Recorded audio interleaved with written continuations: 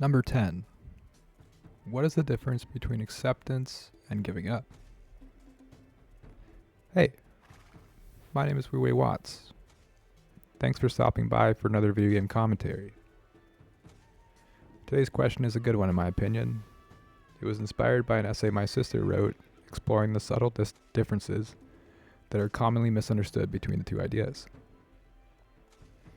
To briefly summarize what I understood from her writing, she highlighted that acceptance is a tool for pausing and reflecting. When facing a situation with total honesty and clear-headedness, a person can be better prepared to move forward. The direction they wish to go can now come into focus. The situation, or battleground as she calls it, can be charted and navigated with more ease. In contrast, she says that giving up is a complete abandonment of effort entirely.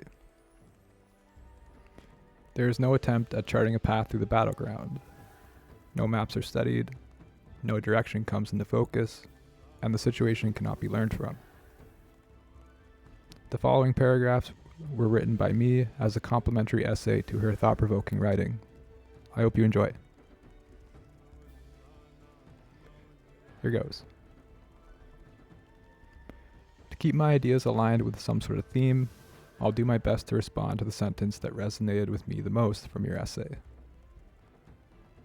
Start quote. Unlike giving up, acceptance does not remove you from the so-called fight, and instead lets you map out the battleground. Where are you? What is around you? End quote. The battleground I find myself in is a labyrinth, dynamic and complex. With walls towering over me, the land on the outside is nowhere to be seen. Like an intricate web of many circles intertwined, the path's design appears never-ending. Some might say that misfortune has placed me here,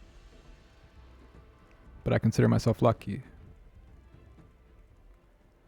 Although the labyrinth is full of infinite trials, I am grateful to look up at the starry cosmos expanding over the walls I travel within.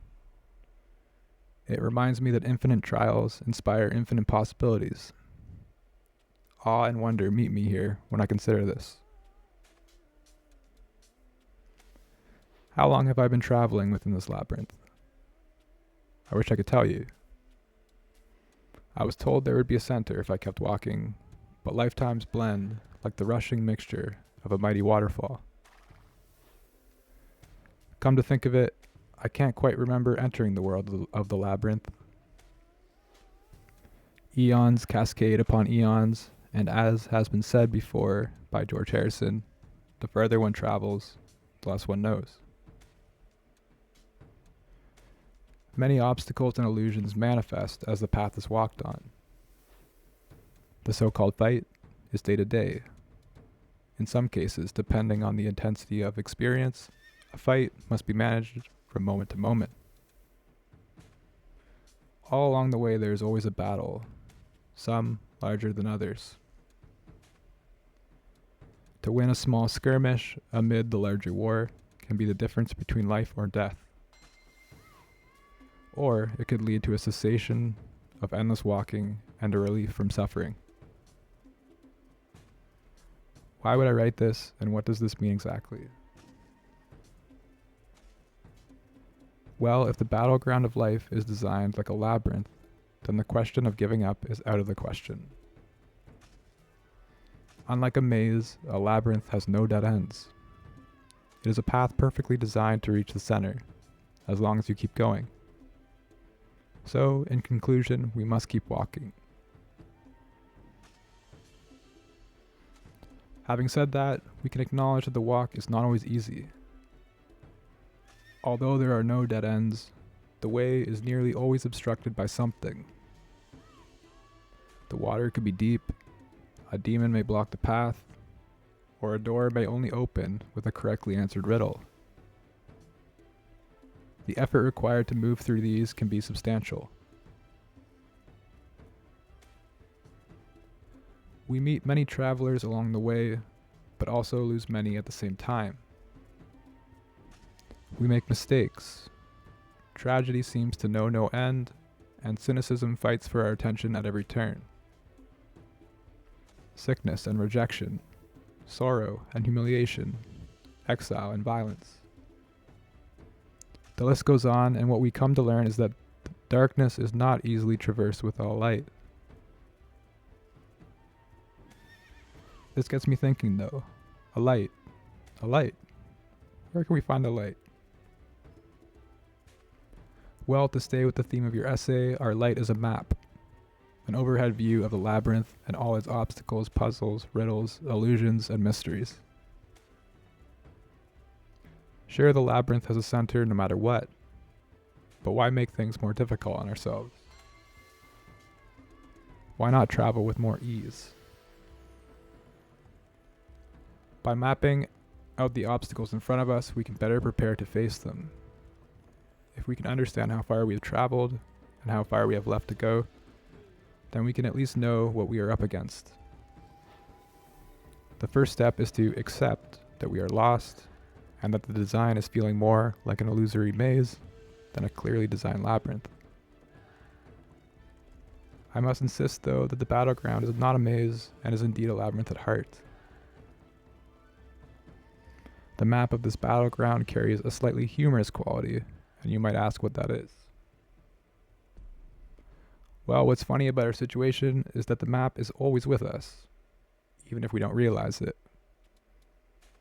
It is an inner light or an inner intuition. It is always present with us but goes unnoticed due to the chaos of the outer world. If the chaos begins to affect us too much, we can accept the outer chaos as is and turn our attention inwards. Within this landscape, we can begin to both accept and transform the texture of who we are, from the inside out. As has been said before, without looking out my window, I can know all things on earth. Without walking out of my door, I can know the ways of heaven. The further one travels, the less one knows. From what I've learned from your essay, acceptance is a conscious state where we can see ourselves and acknowledge whatever reality we happen to find ourselves in.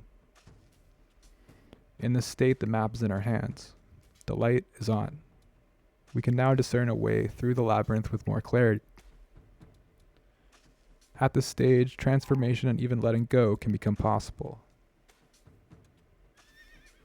In contrast, giving up is like seeing the map and walking no further, a retreat from effort entirely. This is because the infinite trials seem to outweigh the infinite possibilities. In some cases, giving up may occur because the map has been forgotten entirely.